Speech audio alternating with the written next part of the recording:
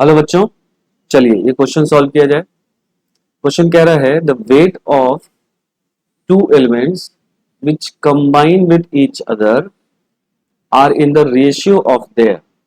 ठीक है, चलिए समझा जाए क्वेश्चन को। तो देखो बच्चों, ये जो क्वेश्चन है इसमें जो की कॉन्सेप्ट है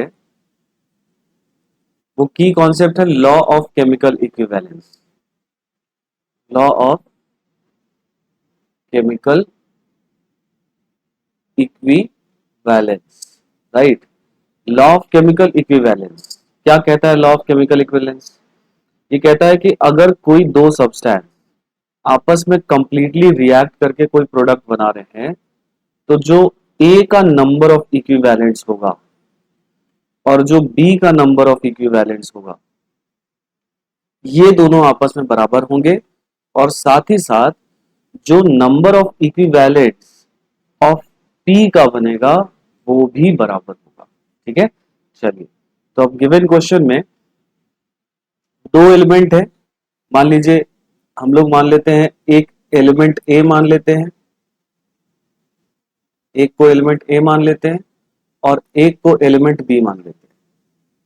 ठीक है, तो इसका जो नंबर ऑफ इक्विवेलेंट्स होगा वो बराबर होना चाहिए number of equivalents of B के। ठीक है, मतलब ए का जो नंबर ऑफ इक्विवेलेंट्स होगा वो बी के बराबर होना चाहिए। मान लीजिए weight of A W A लिया है, तो इसका नंबर ऑफ इक्विवेलेंट का फॉर्मूला क्या हो जाएगा? Weight of A divide by equivalent weight of A. उसी तरह से मान लीजिए आपने वेट ऑफ बी बी का ले लिया डब्ल्यू बी, और इसका इक्विवेलेंट वेट ई बी ले लिए हम लोग। तो ये फॉर्मूला हो गया किसका? Number of equivalents of A का, और ये फॉर्मूला हो गया वेट बाय इक्विवेलेंट वेट, ये नंबर ऑफ इक्विवेलेंट्स बी का हो गया।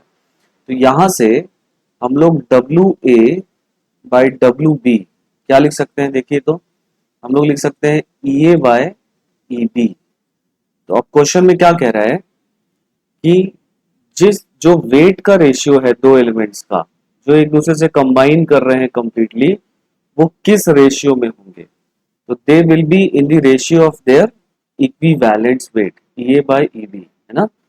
तो option number 3 equivalent weight is the correct answer. So hope it is clear to you. All the best बच्चों।